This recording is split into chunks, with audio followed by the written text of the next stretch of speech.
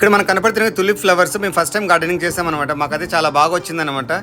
ఇది వచ్చి మనము ఏ నెలలో నాటాలి, అదేవిధంగా ఎంత డెప్త్లో నాటాలి, అదేవిధంగా ఒక్కో స్టేట్ బట్టి ఒక విధంగా వాతావరణం ఉంటుంది కాబట్టి కంప్లీట్ డీటెయిల్స్ అన్నీ నేను ఫుల్ వీడియోలు ప్రొవైడ్ చేశాను. తప్పకుండా వెళ్ళి చూసేయండి, డోంట్ మిస్ ఇట్.